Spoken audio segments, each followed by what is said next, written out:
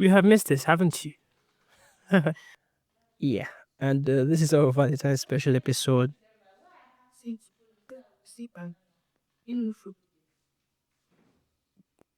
Yeah, welcome to Say It. The number one, let's say it together. The number one culture-centered, Christ-centered, community-serving podcast on the internet. Thank you. Thank you. Welcome to our Valentine's episode. I beg Valentine should get out, if I'm being honest. Over the course of the last 2 weeks, we put out questionnaires, right? And we asked you to answer a couple of questions for us. Oh, by the way, I'm actually not really I'm a little under the weather, so if you hear me sound like that, it's good. I'm not about. And it's a question. Yeah, there are like 5 questions. Now, for anybody who doesn't know, the Valentine story is a pretty dark story, right? I'll give you like a general summary. Soldiers were not allowed to get married because apparently marriage was going to distract them. So marriages were banned, right? In I think it should be ancient Rome. I can't really remember, but I do know that there was this rogue priest called Saint Valentine that used to marry people in secret, that kind of thing. And then he gets caught, and while he's being held captive awaiting his death, he falls in love with his captor's daughter. I think her last letter she received from him before he was executed, he ended it by saying, "From your Valentine," and hence Valentine's was born. It's important to at least have like an idea of what you're celebrating. Why did we ask our audience questions? First of all, if you do not already know, Say It is a community-led podcast, right? So the community runs the podcast. Every single person we have on the team was once a listener, or is still a listener of the podcast. You get what we're trying to build here is a community that is led by itself. We are a community-led community. Anyways, we asked these questions because we wanted to really, engage the audience today on this special Valentine's episode. Understand what my people's love life is like what is actually going on with you people. Like, if you answered these questions and you wrote anything instead I looked so mushy, I will not read it. Let me just tell you, I will not read it. Even if I read it by mistake and I'm blushing and I'm smiling, I will just bleep it and cut it out because I don't know if you should get out. So the first question is, what's the most hilariously awkward date you've ever been on? Personally, let me give you the gist. So I was seeing this girl, right? For the sake of this conversation, we'll call her Princess. One day, I'm speaking with my friend about like how cool Princess is and everything, and he was like, "Oh, I want to meet this person you keep talking about." I'm like, "Okay, no problem. You know what? Let's have like a double date, right? Let's have a double date. I get to meet your girlfriend, you get to meet my girlfriend." Even the word girlfriend sounds weird in my mouth. Such an adult now, God I beg. Anyway, we plan for this. We had to go see a movie. So we go to the cinema and it was Infinity Wars. It was either Infinity Wars or Black Panther, I really can't remember, but I'm sure it was Infinity Wars. Anyways, we get there, and because I'm punctual, and because my girlfriend used to be really punctual, she's like, "Oh my, hey, am I going to say the word X?" Anyways, my girlfriend at the time, because I still don't, that whole X thing, I still don't really know how that works. Have I got to know from my ex? I don't think that's the relevant question. Anyways, so we get there early, and my friends are not yet, at the cinema. It's normal, so we're chilling. My girlfriend is like, "Okay, I'm hungry. Let me have ice cream while we're waiting." So I'm like, "Okay, sure, let's get ice cream." So I walk up to the ice cream stand, gentleman. I pass my ATM card, and the card declines. And I'm like, "Okay, that doesn't make sense." So she pays for her ice cream. I sit down and I watch this girl eat her ice cream, and all the while I'm just like, what is happening with my card? Long story short, I sure knew that in that moment I couldn't use the ATM card. So I turned to my girlfriend, being the honest, open and transparent guy that I am, and I'm like, "Princess, something's wrong with my card. I don't think we'll be able to see this movie, right? And I know I'm really sorry that I took you out of your house and everything." And she's like, "No, it's fine. Don't worry. And are you sure?" She's like, "Yeah, it's okay. She don't worry. Yeah, she should take care of everything." I feel like that was the point I realized that this girl really had money. You know how like you don't know if they have money until something just happens. I just realized that these people might not be telling you everything. Get what I mean? Long story short, This girl pays for everybody's tickets, pays for everybody's popcorns. Obviously, the plan was, okay, I would refund to you later, when I get my card working out, But just having to be in that space was very, very awkward for me. But looking back, right, I'm actually grateful.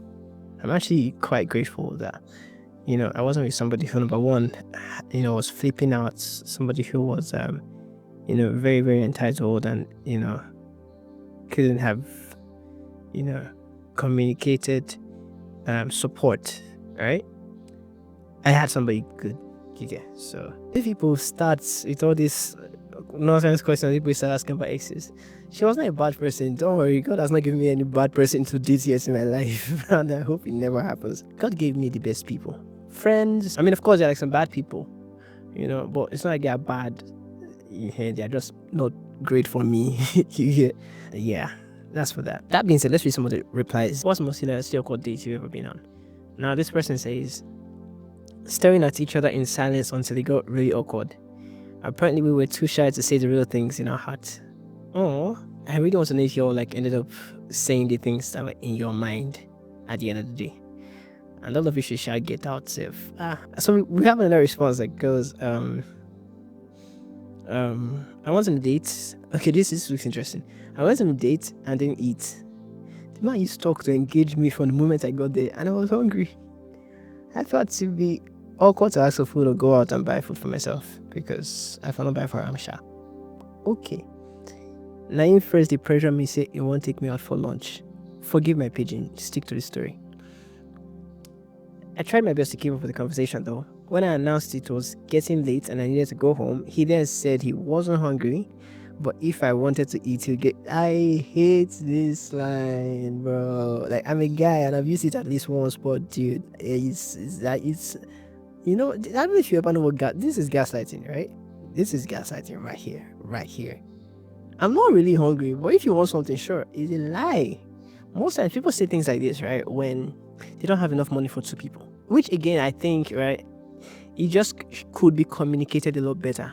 There's nothing emasculating about saying, okay, yo, I actually prioritized you eating, right, when I came here, or you having something. I really didn't have enough for like two, but I definitely have enough for you if you want to get something to eat. That's communication, you get. Like, and any of you who would hear that, or anybody who would hear that and feel a type of way, I don't know, you have problems. You have real problems. You get. Like, I feel like we should be comfortable with, like, here's one thing about communication that I like to talk about a lot. The more you do it, the better you get at doing it. You get. Like, I used to be somebody who used to avoid confrontation. This is another tangent entirely, but stay with me. I used to be somebody who used to avoid conversations. I used to avoid confrontation. I was a guy that, was trying to live peaceably with all men, And then I started working at this company, a consulting company, and I stumbled upon this book called The 5 Dysfunctions of a Team. If you've known me for long enough, you would know that I have talked about this book before. So I stumbled on the book and I'm like, okay, let me read it. And I read it and I realized that one of the dysfunctions of a team is actually avoidance, right? Avoiding confrontation, avoiding conflicts, just to keep the peace. It doesn't really help anybody. And one of the action points of the book was that I should start, put myself in those uncomfortable situations that I would typically run away from. And I started doing that. And trust me, I got a lot better at communicating things. Like, yes, the first few times would be terrible. And I don't really think that, you would ever get to the point where you're not like a perfect communicator and everything be like 100. Sometimes your emotions can be so strong it will get in the way of your, thought processes. But I will assure you that it gets better. It gets a lot better, right? So I said all of that just to say, any of these conversations, the reason why people find it hard to have them is most likely because they run away from them so much that they never end up having them, and then they are stuck whenever it comes up. Have the difficult conversations. That's how you learn, right? And as a bonus tip, when you learn it, you actually know exactly what to teach your kids when you have kids. So that's like another bonus. Let's continue with this girl's story. The boy said that he's not hungry, but if he wants to eat, he'll get something. Okay. Lo and behold, the rice had finished. Okay. So wait, hold on a second. This was like a restaurant. You're at a restaurant and you're just standing and we're just gisting at a restaurant. If that's the case, it's weird. Not just for your tummy, not just for the hunger, but like it must have looked weird for even the people who managed the place. But that's on the side note. Anyways, the city rice not finished. And then the man suggested swallow and soup. I declined. No comment on that. No comment. We left the place and he asked if I wanted anything else. Then went ahead to decline every request because he didn't like my own choices. No comments, because no, this table is there's a lot to unpack here, but this guy doesn't sound like a great guy. He even called shawarma rubbish. Of course. I left him and went home for my own peace of mind. Avoid 30 plus light skin men. This guy is 30 plus. You all are going through a lot of things though. Like, wow, for real? Anyways, next responder. I went on a date with my partner on high heels, which was uncomfortable working with. We got to the venue, and at that point I couldn't walk in comfortably, and I had all eyes on me. Processes. So you went on dates. You went with heels. You're not comfortable with heels, and you go on a date with your partner. Okay, this is your partner. So obviously, I don't think it's like a first date or something. Because if it's a first date, here's a rule of like first dates. If you're going on a first date, make sure you're as comfortable as possible. Like, make sure you are as comfortable as possible. Wear a dress that you feel very confident in. Wear a shoe that you feel very comfortable with. Like, try and be as confident as possible on a first date. Like, you can't be trying to get to know somebody and be feeling insecure about yourself at the same time. It just can't work. See me giving all this advice. Hey, God, I beg. If you want to share your own stories, please, by all means, I want to hear it. Drop them in the comments, or drop them, in the form. So, question number 2: if you had to describe your love life using only a movie title, what would it be? I would read a couple of responses and then I'd tell you what mine would be. So, somebody says You, the series, and then puts in bracket, don't even ask. Okay. Creep. Don't mind me. Have you seen You, the series? I really hope you've seen You, the series, because You is a little creepy. Somebody says, to all the boys I have loved before. Am I supposed to say all? Because I haven't seen this one. And if you start doing what? You haven't, don't. I've not seen it. Somebody here says Hancock. Yeah. Okay. You have to give us context for all of this, because, man, I don't know. For me, if you were to describe my love life as a movie, I'm sure many of my friends already know, but I would say A Quiet Place. Anyways, next question. What is the cheesiest pickup line that has actually worked on you? One person says, you are 1 in a million and 1 in my world.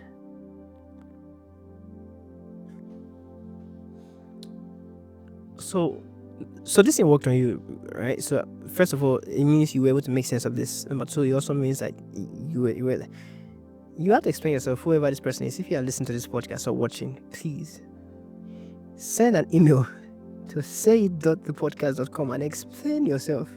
Because this is not even game, bro. Like, you are 1 in a million and 1 in my world. Like, is there something I'm not saying? Is it just me? Or am I just being a hater?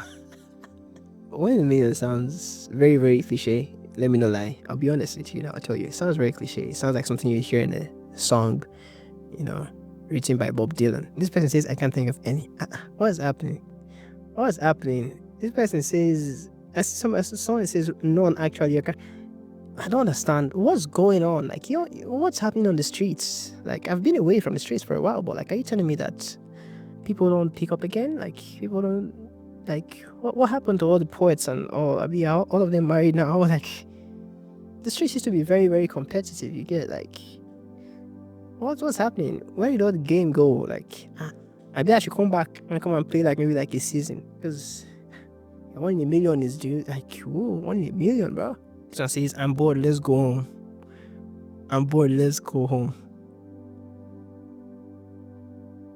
That was a pickup line. I'm bored. Let's go home. Unless you were liking this person before, like, because someone else tell you I'm bored, let's go, and you just say okay, and you just fold. Hey. Anyways, next question. I'm so disappointed in these pickup line questions, man. I was expecting a lot more game, man. Like I don't even know what's happening here.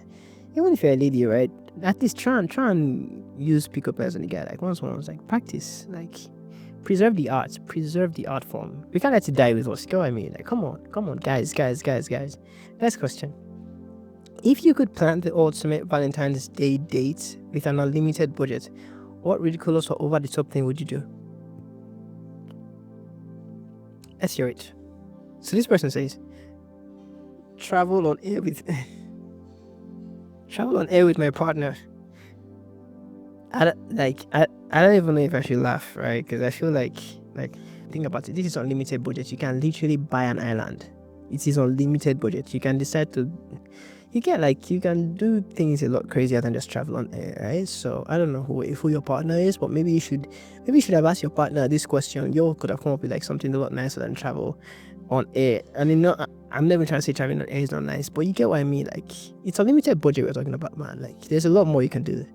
There's a lot more you can do. Try and go out and see the world. Try and see that the possibilities are actually endless. Unlimited budget, yay.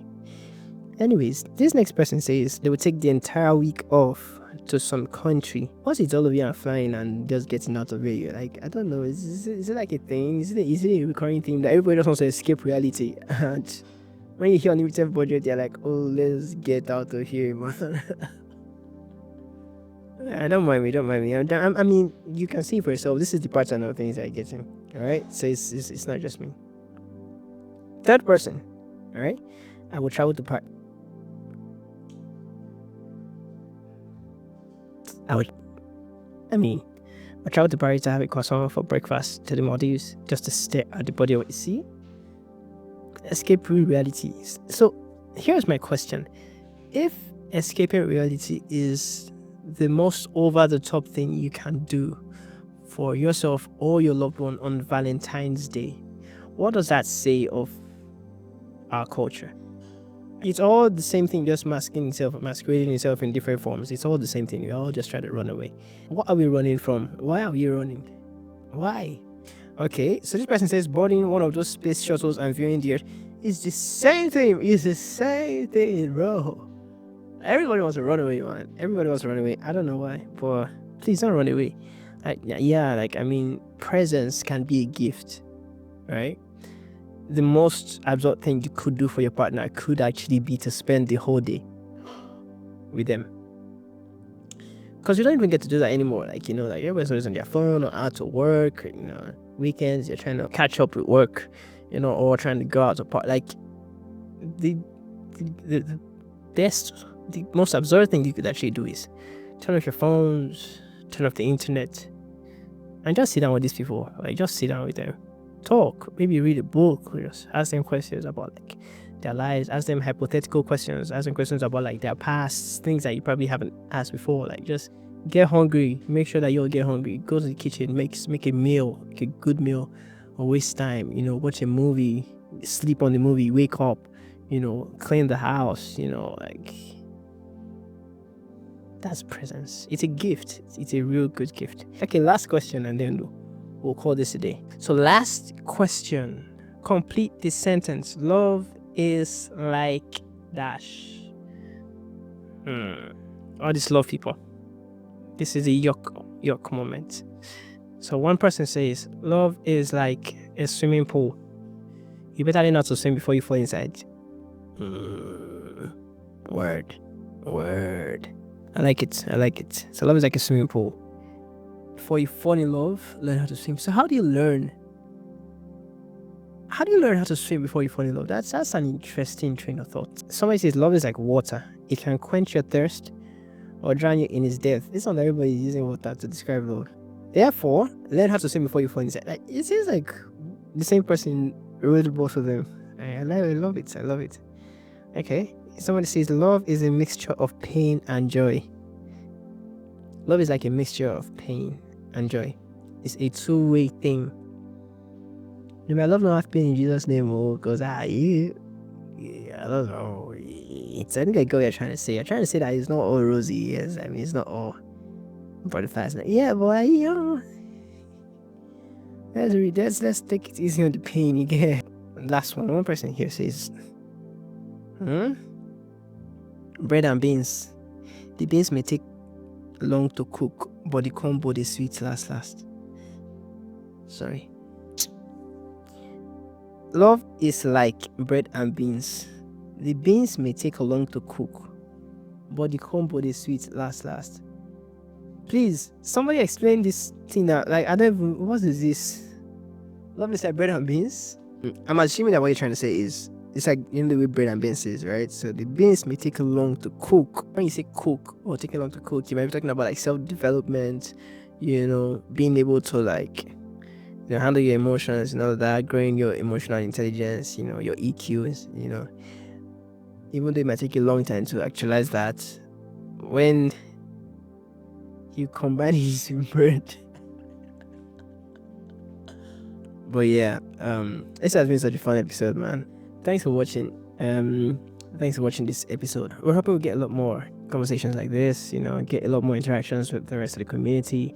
Like I said, if you want to answer any of the questions or you have any comments on anything, please leave a comment. Let's actually get to hear what you think, and let's also hear how you spend your Valentine's Day. All right. That will be all. I'll leave you with these last words. Paul described love, right, as character. All right, and I think it's really beautiful. Love is not an emotion. And most times we think love is an emotion, but when you think about it, what you feel when you see somebody you're in love with is really excitement. Excitement is the emotion. The butterflies you feel in your tummy, that's excitement. They're pretty much brain chemicals. So what you feel when you see somebody that you quote unquote like or attracted to or you're in love with, that feeling is not love. Love is something different from a feeling. Love is decision. Love is character. Love is patient. Love is kind. And then you see things like love does not envy, love is not proud, it doesn't boast, it's always seeking good, it doesn't seek evil, it doesn't heap up. Many of the things that, love is described as are not emotional things, are not feelings, right? They're decisions that define the character of a person. And the beautiful thing about it being character is that it is not like, character is not only something that is then directed to one person and one person alone. Character is something that influences every other part of your life. You get. So if you're a person who has a character or a disposition of love, you're somebody who is a person who has learned to be a lover by decisions, by practice, by commitment, by dedication to the art and the craft of letting, the character of love flow through you over time, right? A lot of plenty grammar. But if you're that person, you pretty much can love anybody and love everybody. I said all that to say this. Love is character. Love is something that can be learned. Yeah. I'll point out one more thing, right? Most people tend to think of love as, action. And it can be very misleading when you think about love as action. Because in 1 Corinthians chapter 13, it starts by saying, if I can speak in tongues of men and angels, if I'm eloquent, right, but have no love, I'm nothing. So pretty much it's telling you that love is not necessarily eloquence. Love is not necessarily poetry. So you might get a lot of poems on like Valentine's Day. You might get a lot of people write a lot of fancy things about you. Poetry and eloquence does not equate to love. It can be very misleading. Somebody writes and the person don't bust your head with plenty grammar. You're just like, oh my god. Sometimes they copied it. From somewhere. Yeah. Don't mind me. You know how I feel about these things. Right? Come on. But then it goes on to say, right, that if I give my body to be beaten and if I give everything I have to the poor, and I have not love, I'm nothing as well. And I'm like, okay, so love is not even in the giving, right? Love gives, but not every giving is of love, right? It's such a humbling thought that there are many things that we do, many actions, not just things that we say now, right? There are many things that we do, and it's easy to see them as things that are being done out of love when in fact they are not. Literally, somebody could give to charity and it doesn't come from a place of love. Yeah. Somebody could give their body to be burned. It doesn't come from a place of love. Most times we want to try and decipher what is love and what isn't love, and if you try to decipher by what is said and what is done, you'll miss the real game, the bigger picture. What is character? Character is a consistency in action over time, right? So love is not something that you can figure out in one day. When when people say, "Oh, I fell in love with this person," how long have you known the person? Oh, 6 weeks. The reason why I wouldn't feel like you really know what you're talking about is because, again, love is character, right?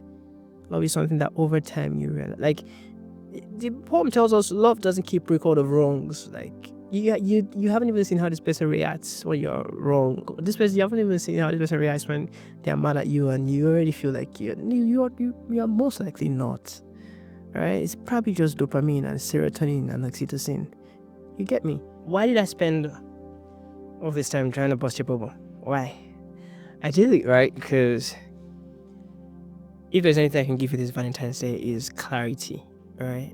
Like, I promised you when we started this thing that I would give you perspectives, right? We would try to figure things out and ask all the questions that need to be asked, and pretty much be people that would not just take things at face value, but would actually study, would actually research, would actually try to understand. When you finally find that person, if you haven't already, right? That's for like my singles out here. When you finally find them, you would not love them for how they make you feel. You love them because of their character. I know you're expecting some kind of deep poetry. You love them for their character. How they make you feel, anybody can make you feel that way. It's feeling, she's not chemical. Anybody can make you feel that way. But what will be constant over time is that you would find somebody who you'll be willing to improve your character for. Somebody you'll be willing to learn for. Somebody you'll be willing to, change for. Not necessarily all the other things that they've lied to us about. And I know, that's probably why I'm still single. Get out. But yeah, have a lovely day. I'm never trying to bust anybody's bubble. I'm just trying to share my 2 cents. You get, everybody around you is deserving of love, especially if you're a Christian, if you're a believer in Jesus Christ. Yeah, it's actually your responsibility to actually love. Jesus Christ said, "They will know you are my disciples. They will know you believe in me. They will know you follow me. They will know you listen to my teachings. They will know by the way you love one another." Alright guys, that's about it for today's episode. Let's pray and get out of here. Alright? So, dear God, thank you, because above everything, the true definition of love is you. You have shown consistency in your character. You have loved us even when we didn't have anything to give you back. Even when we didn't make you feel butterflies in your tummy. Even when we were your enemies outrightly. You loved us. So, thank you. Because you set a template for us to follow, and you really just, set an example that makes it a lot easier to know that we can do it too. So, help us love everybody. Everybody, especially our enemies, especially the people we don't want to love. Actually, help us actually still have love in our hearts for them. And yeah, thank you, God, I know you help. Thank you again, in Jesus' name, amen. Alright guys, have a lovely day, have a lovely week, have a lovely weekend, happy Valentine's Day, and bye. Boy, it's making me cry. Dude is hyping me up. Such a weird dude. This is true love here, like right here. You see this? This is love. Dude randomly just sends me this type of things, man. He'll be so hyped if he sees this online. What is love like to me? I feel like love is like wind. Alright? You can't understand it, you can't track it, you can't trace it. But if you don't lead it, it leads. Hey, I don't lead talk, it's enough follow. Jesus.